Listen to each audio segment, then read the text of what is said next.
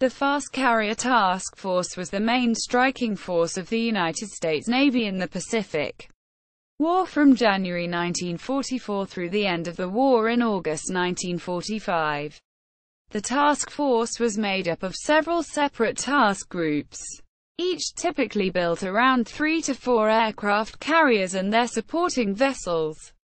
The support vessels were screening destroyers, cruisers, and the newly built fast battleships.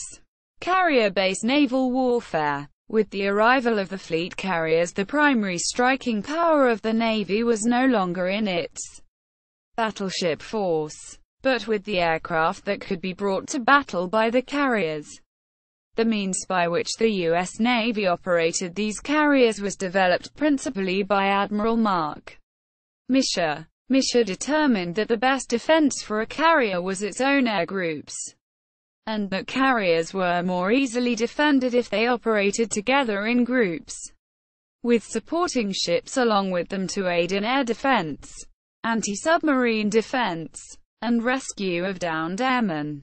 Said Misher, the ideal composition of a fast carrier task force is 4 carriers, 6 to 8 support vessels and not less than 18 destroyers, preferably 24. More than 4 carriers in a task group cannot be advantageously used due to the amount of air room required. Less than 4 carriers requires an uneconomical use of support ships and screening vessels. Quote, the ships of each task group sailed in a circle formation centered on the carriers. The supporting ships sailed relatively close by, and added their anti-aircraft fire to that of the carriers to help ward off attacking aircraft. When under attack by torpedo aircraft, the task group would turn toward the oncoming aircraft to limit attack angles. Other than this measure, the carriers in the task group would not take evasive action from their attackers.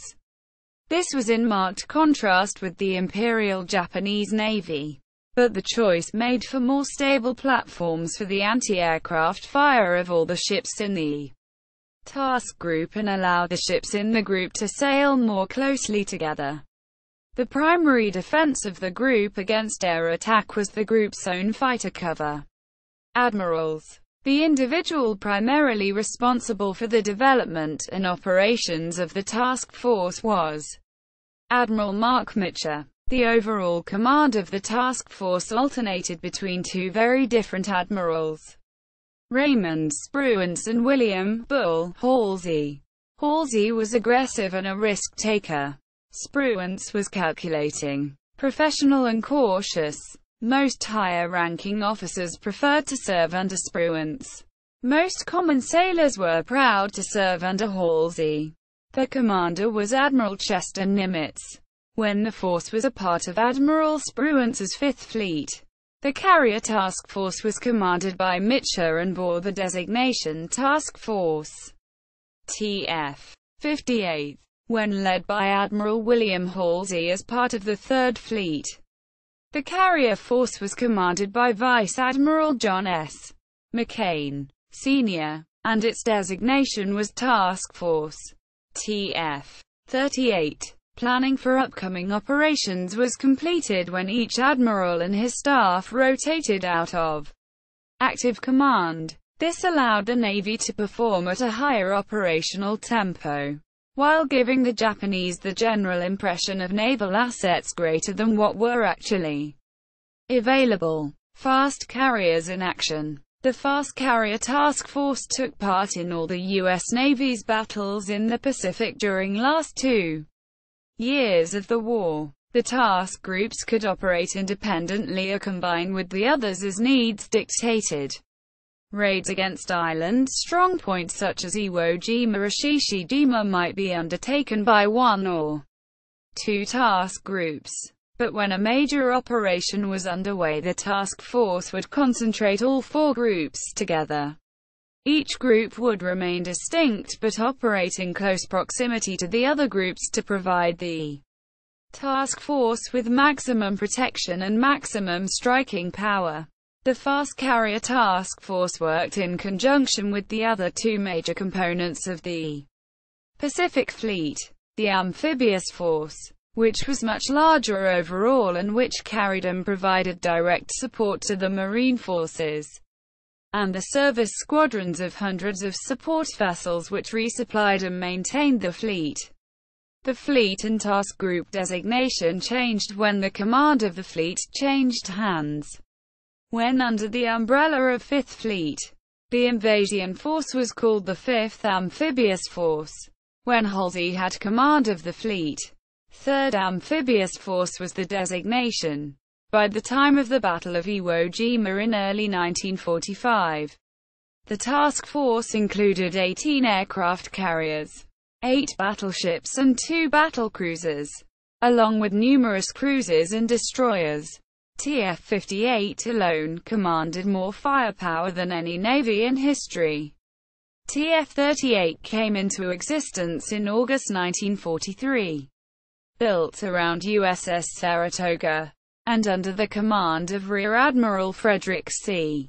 Sherman. TF-58 was created on 6 January 1944 with Rear Admiral Mark Mitchell commanding, serving under the fleet command of Admiral Spruance in the Fifth Fleet. TF-38 continued to exist, but as a command structure only, with command change from Spruance to Halsey on 26 August 1944. All units changed designations again.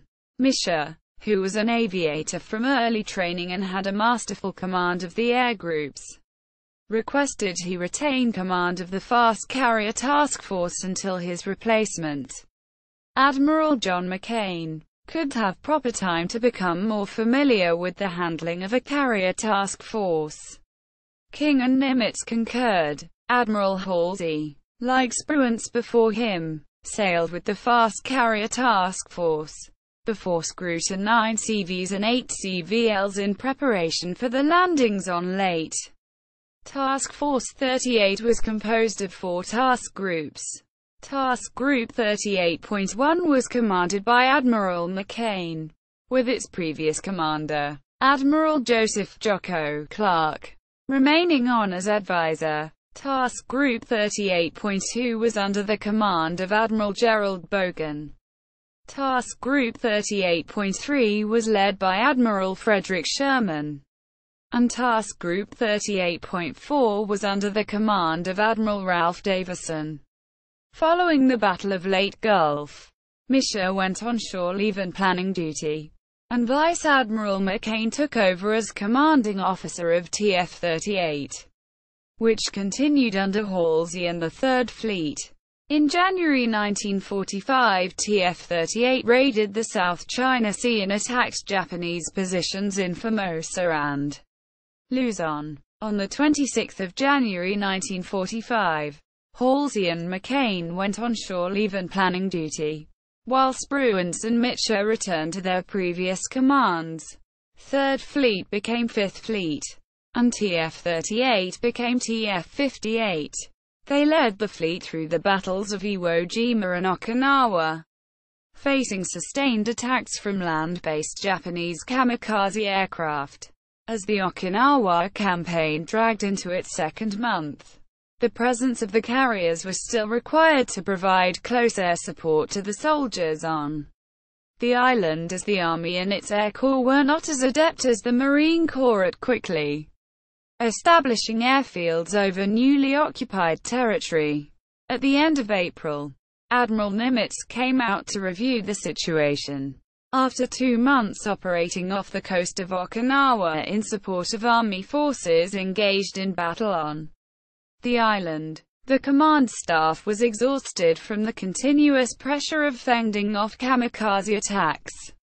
On his return to Pearl Harbor, he notified Halsey that he would have to take over command from Spruance in 30 days, whether or not the mission was completed.